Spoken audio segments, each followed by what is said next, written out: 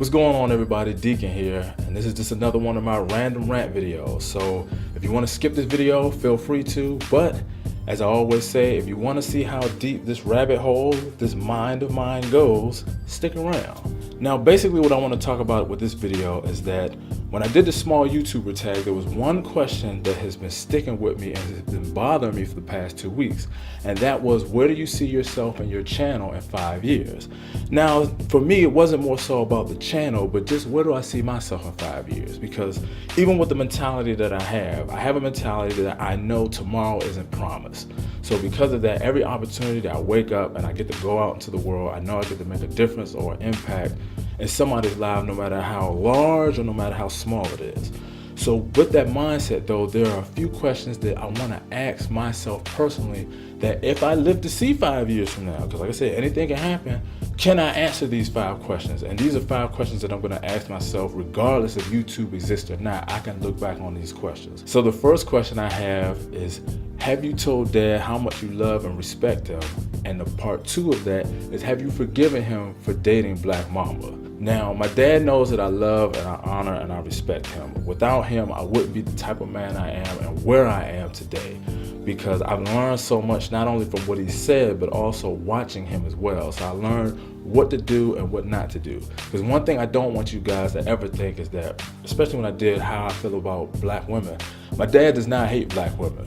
My dad loves Black women. It's just that when it came to relationships, things didn't work out. So instead of just continuing going down that path, he just stopped dating. But best believe, if there was a soul food restaurant owned by a Black woman that made good meatloaf, mashed potatoes and gravy, greens, and fried fish, if he's not the first person in line, you better believe he's gonna be somewhere in it. Also, YouTube, when I talk about Black Mamba, I'm not talking about Kobe Bryant. Black Mamba I refer to as a woman that he dated many years ago, who I would dare say, if I ever get the courage to do a video about her, you guys will have a much greater understanding as to why a lot of the things that my dad said was true, but also it was very, very important to why what my mother told me was so important. Because of Black Mamba, it could have single-handedly ruined everything, and I would have never gotten the opportunity to meet the wonderful woman who I call my wife today. Because this woman, oh my goodness, if I do it, you'll understand. The second question I wanted to ask is, have you stopped being lazy and started showing more creative ways of how you love your wife? Because she knows that you love her, and and vice versa. But you can step your game up just a little bit, because you remember that saying you came up with years ago. Good things come to those who wait, but you still have to work to maintain it. Now, this isn't me saying you're doing a bad job, but you could do a little bit more. So have you taken that incentive and just start doing a little bit more creative things in that realm?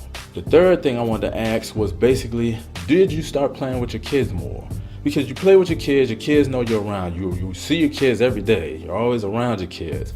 But are you taking that time to be a little bit more interactive with them, especially with your oldest one? Because you know how much she now is starting to record her own videos and will hope to do YouTube herself. And I'm pretty sure when she gets of age, and if YouTube is still around, we're gonna let her do one, because she already likes being in front of the camera. But with your girls, and even with your youngest girl, you know how much she likes to play around, and then how much she shows interest in building things. So you're gonna take more time to play with her, investing in more Lego sets. We have one, but investing in more intricate Lego sets, and just spending more and more time interacting with them more often. Because right now, Mommy is considered the fun parent, and rightfully so. But just to spend more time with them, and just try not to become the philosophical dad where you're always talking to them and trying to give them those wisdom of life.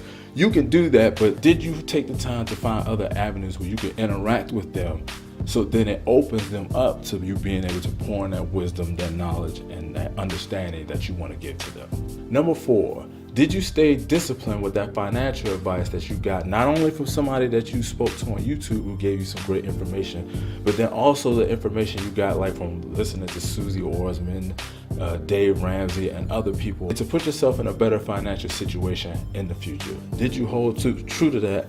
Did you remain disciplined? I know there's a lot of things out there that you could have purchased, but did you just hold tight from it and just say, you know what, let me go ahead and take care of this and get this ball rolling, so then later on in life, when I want to enjoy certain toys or buy certain gadgets and technology, that you can? And finally, number 5, Have you finally accepted your dark skin? Now, for those who don't know what I mean by that, it doesn't mean do I accept being a man of African descent in America. That has nothing to do with that. I literally mean, have I accepted being dark skinned? Because for the longest time growing up, I always had an issue with being the darkest person. So anytime I would hear somebody say something like, oh man, you remember Darren? Yeah, man, you remember Darren? He is dark as Kevin is. And what ended up causing that complex is when I was at my friend Tony's graduation party. A girl he was talking to, and I'd never seen her before.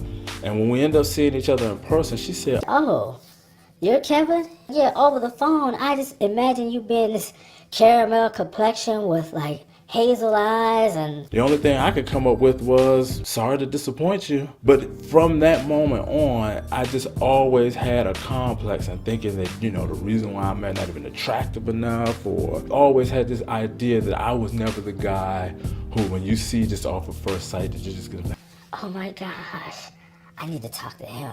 No, I was more so that guy that it felt more so on personality. Technically, it's what it should fall on anyway, but I'm much more confident about it now. But have I finally gotten over and accepted the fact that, hey, you are a dark-skinned man, and it is what it is. There's nothing negative about it. There's nothing bad about it. And it's just like, hey, you are who you are. Have you finally accepted that? But that's it, YouTube. So if you stuck through this, those are 5 questions I have to ask myself 5 years from now. So like I said, this is gonna be my archive video that I'm gonna keep 5 years from now. That's it for this video. If you wanna leave a comment, feel free to, or something that you probably even wanna ask yourself 5 years from now, what you might be doing, feel free to. And as always, be wise.